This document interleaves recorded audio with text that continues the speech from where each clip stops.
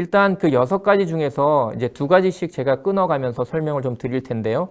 먼저 디지털 시민성에 대한 부분들은 사실 디지털 시민성에 대한 부분들은 대다수 윤리적인 부분들을 포함하고 있다고 보시면 되겠습니다. 왜냐하면 디지털 시민성이라고 하는 것이 디지털 사회 속에서 디지털 세상 속에서 올바르게 살아가는 그런 힘을 길러주는 것이기 때문에 그런 디지털 시민성은 기본적으로 올바른 가치관과 윤리의식을 가져야 된다라고 생각을 했고요. 그 올바른 가치관과 윤리의식은 디지털 사회의 구성원으로서 당연히 가져야 되는 그런 바탕, 소양이잖아요. 그래서 그것을 바탕으로 해서 개인의 어떤 이익을 추구하기도 하지만 그 개인의 이익이 결국은 사회의 공통된 가치들이나 사회에서 같이 더불어 잘 살아가기 위한 가치를 추구하기 위해서 참여를 하는 것이잖아요. 그래서 사회적 가치를 추구하기 위해서 자기 주도적으로 참여하고 실천하는 역량으로 저희들이 생각을 했었습니다. 그래서 하위 영역으로는 디지털 사회의 시민성, 그리고 디지털 사회와 시민성이 있고요. 그리고 디지털 사회의 윤리에 대한 부분이 있습니다. 그래서 각각의 영역들은 또 뒤쪽에서 조금 더 자세하게 또 세부 영역들의 세부 요소들에 대해서 설명을 드리도록 하겠습니다. 자, 두 번째로는 디지털 도구를 활용하는 것이 있습니다. 디지털 도구는 아시는 것처럼 굉장히 많이 나오고 있잖아요.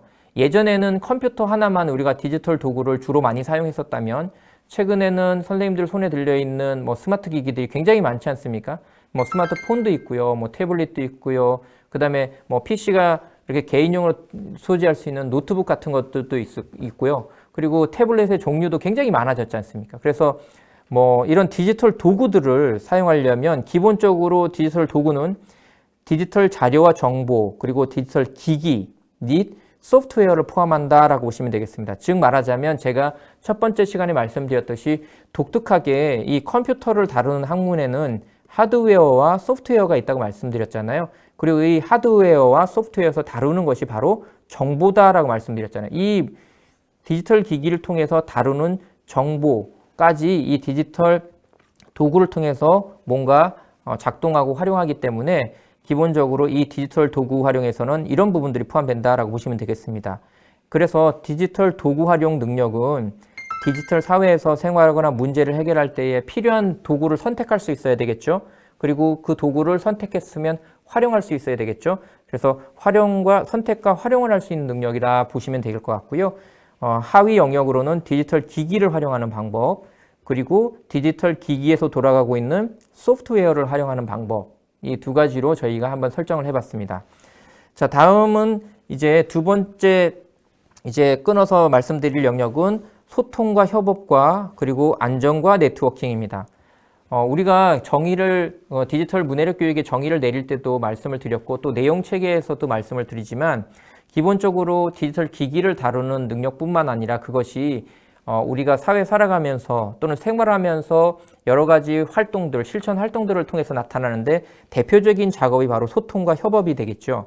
그래서 디지털 사회에서는 기본적으로 인터넷을 통해서 소통을 합니다. 그럴 때에 자기에게 필요한 정보를 수집하고 관리하는 거죠. 물론 이 하위 단계들이 여러 가지가 있습니다. 접근하고 수집하고 공유하고 관리하고 창작 이런 여러 가지 것들이 있잖아요. 네, 대표적으로 저희는 수집과 관리를 끄집어냈고요. 이 안에는 그런 내용들이 다 포함이 되어 있습니다. 그래서 정보의 수집과 관리 내용 중에 접근하고 공유하고 이런 부분들이 다 포함이 되어 있다고 보시면 되겠습니다. 그리고 디지털 도구를 활용해서 의사소통, 협업, 그리고 최근에 그 팬데믹 사건이 벌어지면서 가장 중요했었던 것들이 아이들이 이 학습 환경에 접근하는 거잖아요. 또는 학습 환경에서 사용되는 도구들을 얼만큼 학습에 활용할 수 있는가에 대한 부분에 따라서 학습의 격차가 발생하는 현상들이 벌어졌잖아요. 따라서 저희 인천 디지털 문해력 교육에서는 정말 한 아이도 이 교육 학습 환경에 접속하지 못하는 그런 불상사가 생기지 않도록 이 디지털 문해력 교육을 통해서 학습 활동과 사회 활동에 참여할 수 있는 능력을 길러주자라는 것들이 포커스가 좀 맞춰져 있고요. 그래서 의사소통과 학습이라는 하위 영역을 두었습니다.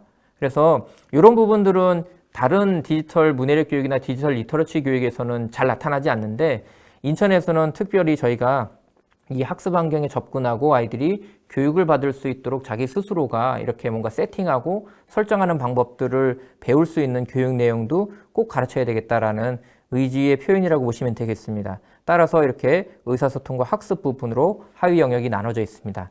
자, 다음은 안전과 네트워킹인데요. 안전과 네트워킹에 대해서 선생님들께서 이 부분이 디지털 문해력 교육에 포함이 되는가라고 이렇게 고민하시겠지만 사실은 디지털 시민으로 살아가기 위해서 가장 중요한 부분이 자기의 정보를 스스로 잘 보호하고 관리할 수 있는 부분을 알려주는 겁니다. 왜냐하면 이 부분은 아시는 것처럼 자신의 개인정보가 유출될 때는 개인의 피해도 굉장히 크고요. 이 개인의 피해뿐만 아니라 나와 연결되어 있는 여러 사회 관계자들이나 구성원들 또는 동료 또는 가족들까지도 굉장히 커다란 영향을 미치기 때문에 이 부분은 기본적으로 자기의 삶의 주체성을 확보하기 위해서 반드시 필요한 부분이라고 보여집니다. 따라서 세계 여러 나라에서도 이 안전에 대한 부분들은 굉장히 중요한 부분으로 안전하게 생활하기, 안전하게 활동하기, 안전하게 디지털 환경에서의 살아가기 이런 부분들을 강조하고 있는 추세로 가고 있습니다. 따라서 우리도 이런 부분들을 아이들한테 제대로 가르쳐서 제대로 자기의 정보를 관리하고 정보와 네트워킹 환경에서 어떻게 우리가 이것들을 통신하고 그리고 보낼 거는 보내고 또 막을 건 막고 이런 부분들을 알려주는 부분들이 필요하다고 생각해서 안전과 네트워킹 부분을 집어넣었고요. 여기는 기본적으로 인터넷이라고 하는 정보통신 기술을 이용한 그런 우리가 살아가는 공간이 있지 않습니까? 그러면 그 인터넷 공간에서의 디지털 기기들을 어떻게 연결하는 건지 그것이 바로 이제 네트워크라고 하는데요. 그러면 이 네트워크 환경에서 우리는 암호나 우리의 정보를 어떻게 보완할 수 있는지 이 사이버 보안 방법을 알고 실천해야 되겠죠. 그래서 사이버 보안과 정보와 네트워킹이라는 그런 부분으로 하위 요소를 저희가 설정을 했습니다. 이 하위 요소에 따라서 세부 영역들이 조금씩 나뉘는데요. 선생님들이 살펴보시고 이 부분은 조금 어렵거나 생소하다라고는 하는 부분들이 있으시면 또 나중에 추후 연수나 아니면 또 추가 자료들을 통해서 저희 좀 설명을 드릴 수 있는 기회가 있었으면 좋겠고요. 어쨌든 뒤쪽에 내용 체계를 보면서 조금 더 자세하게 그 부분을 설명을 드리도록 하겠습니다. 자, 이제 영역 중에서 마지막 두 영역을 한번 살펴보도록 하겠습니다. 마지막 두 영역은 사실은 어디서 많이 가르치고 있냐면 초등학교에서는 실과 그리고 중학교에서는 정보 수업에서 이미 가르치고 있는 내용들이 많이 포함이 되어 있습니다. 왜냐하면 이 두 부분은 아시는 것처럼 기본적으로 정보에서 가르치고 있는 내용학은 컴퓨터 과학이라고 하는데요. 컴퓨터 과학에서의 기본적인 내용 요소들을 담고 있다고 보시면 되겠습니다. 따라서 이 부분은 정보교과나 실과와 연결해서 가르치는 것이 좋을 것 같고요. 실과나 정보교과로 이런 부분들을 가르친 다음에 타교과로 연계하는 방안들을 계속 저희들이 계속 만들어내고 있고 또한 그런 연계성들도 계속 연구를 하고 있습니다. 그래서 선생님들에게 계속 새로운 자료들이 나오는 대로 보급을 해드릴 테니까 이 부분은 기본적으로 실과와 정보 시간에 확보를 해서 가르치는 것이 좋다라고 권장을 드리고 싶습니다. 왜냐하면 내용을 보시면 그런 부분들을 좀 이해하실 수 있을 겁니다. 먼저 디지털 표현에서는요. 디지털 데이터와 정보는 컴퓨터를 통해서 처리할 수 있습니다. 컴퓨터를 통해서 처리할 수 있다는 것은 아시는 것처럼 지금의 현대시대의 전기 전자식 컴퓨터는 선생님들도 이미 다 이건 상식 수준에서 아시는 거니까요. 0과 1만 처리할 수 있습니다. 0과 1만 처리할 수 있다는 것은 디지털 정보, 디지털 자료라고 얘기를 하죠. 그래서 기존의 데이터와 정보와 달리 이 아날로그 정보에서 디지털 정보로 변환될 때는 기본적으로 거친 과정들이 있습니다. 그래서 컴퓨터는 0과 1로 처리할 수 있도록 나타내야 되는데 그러려면 어떻게 나타내는 것이 효율적인지 효과적인지 그리고 그렇게 나타냈을 때 이 정보들은 어떤 특성들을 갖고 있는지를 알아야 우리가 제대로 활용할 수 있죠. 그래서 디지털 데이터와 정보는 문서, 이미지, 동영상, 수치 자료 등의 다양한 형태로 나타낼 수 있고 그것을 활용할 수 있습니다. 그럼 하위 요소를 보게 되면 이렇게 디지털 데이터와 정보는 어떻게 처리하고 표현하는지에 대한 내용들이 있습니다. 이거 중학교 정보 교육 과정에 나타나 있는 부분들입니다. 그리고 디지털 문서 작성, 사실은 이 부분은 중학교 정보에 크게 다루지는 않지만 일부 들어가 있어요. 그래서 이 부분은 사실은 저희가 내용 체계에서는 중학교 정보에서 가르치기엔 시수가 너무 부족하고요. 그래서 선생님들이 혹시 정보 시수가 많이 확보가 되면 가르치셔도 좋고요. 아니면 타격과 연계할 수 있는 방안들을 꼭 찾아내셔야 됩니다. 디지털 문서 작성은 아시는 것처럼 디지털 워드 프로세서를 쓴다든지 파워포인트를 통해서 뭔가 문서를 작성한다든지 이런 문서 작성 방법들을 알려주는 거죠. 일례로 이런 디지털 문해력 교육이 제대로 시행되지 않고 있는 지금의 현상들을 보게 되면 초등학교 보통 한 4학년이나 5학년쯤에 선생님들 아이들한테 과제를 내실 때에 뭐 워드로 쳐서 오라라든지 뭐 보고서를 작성해 오라라든지 또는 PPT를 만들어 오라라든지 그런 것들을 하실 때 어떻게 가르치고 아이들한테 과제를 내시나요? 아니면 그건 당연히 할 줄 안다고 생각하시고 과제를 내시나요? 보통은 지금은 이런 것들을 공교육의 체계 속에서 가르치는 실수가 없기 때문에 아이들은 뭐 방과후를 통해서 배우거나 아니면 개별적으로 뭔가 이렇게 또는 뭐 매뉴얼이나 이런 걸 보고서 배워서 하는 형태로 가게 되는데, 물론 이제 선생님들께서 다른 교과에서 뭐 국어를 가르치실 때나 사회를 가르치실 때나 저도 실제로 그렇게 했지만 뭐 다른 교과를 하실 때의 디지털 문서 작성의 방법들을 가르치고 나서 이렇게 과제를 내시는 선생님들이 많으시죠.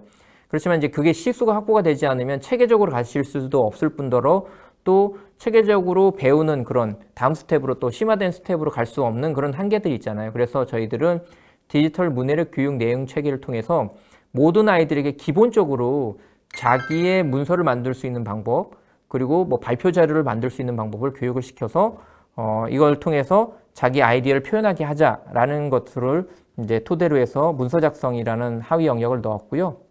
그 다음에 이 하위 작성의 문서를 작성하다 보면 어떤 생각이 드냐면, 이제 최근에 아이들은 보통 뭐 문서를 작성하기도 하지만 그냥 보고 듣고 찍잖아요. 예, 찍는 것들을 멀티미디어로 생성할 수 있는 방법도 알려주게 되면 이제 다른 사람들이 만들어 놓은 것을 갖다가 활용하는 것뿐만 아니라 자기가 필요한 자료들을 멀티미디어를 생성할 수 있는 능력을 길러서 이걸 통해서 자기 아이디어를 표현하고 또 발표 자료도 만들고 또 문제 해결에 활용할 수 있는 역량까지 길러줄 수 있다라고 생각을 해서 디지털 표현의 그런 하위 영역은 이 세 가지로 저희가 한번 설정을 해봤습니다.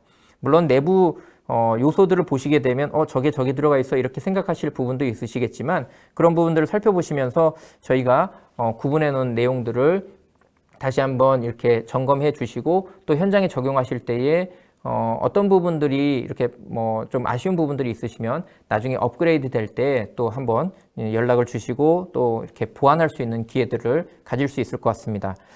마지막으로 디지털 문제 해결 같은 경우에는 기본적으로 여기서 가르치고자 하는 것은 추상화와 자동화입니다.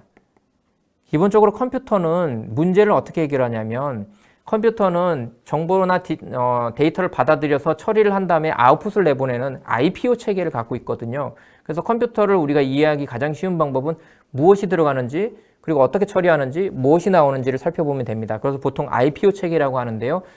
이렇게 IPO 체계를 통해서 문제를 해결하기 위해서는 기본적으로 인간이 컴퓨터한테 명령을 내려줘야 되는데 그 명령을 내리는 과정이 보통 추상화와 자동화로 나타납니다.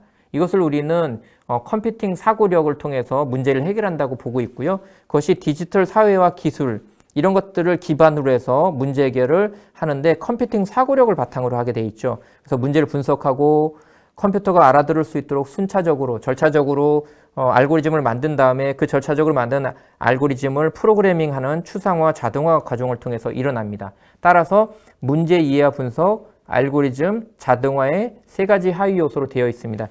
지금 현재는 이 부분은 중학교와 고등학교 정보 과목을 통해서 교과를 통해서 교과서로 만들어져 있는데 시수가 많이 부족합니다. 그래서 이 부분을 저희가 내용 체계를 만들 때에 최소한 이 부분까지는 갔으면 좋겠다라고 생각하는 기초와 심화 과정으로 만들어져 있고요. 이 부분을 정보에서 배운 다음에 또는 초등학교에서는 실과 시간에 소프트웨어 교육에 17시간 들어가 있잖아요. 거기서 배운 다음에 타격과로 적용할 수 있는 그런 방안들을 찾아내시면 될 것 같습니다.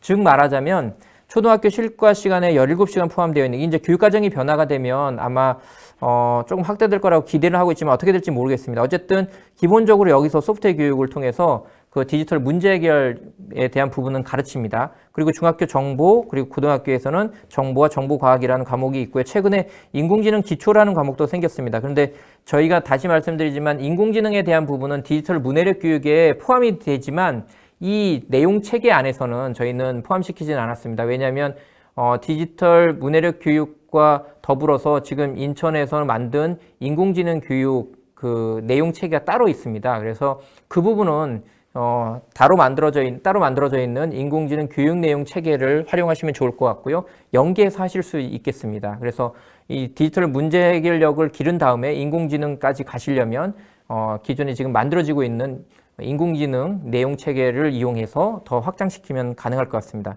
지금 보시는 것처럼 그래서 이렇게 기본적인 어떤 정보 교과를 통해서 이 역량들을 기르고 그 길러진 것들을 부족한 실수들 같은 경우에 창의 체험이라든지 아니면 교과 영합을 통해서 해결하기를 저는 좀 바라고 있는데요.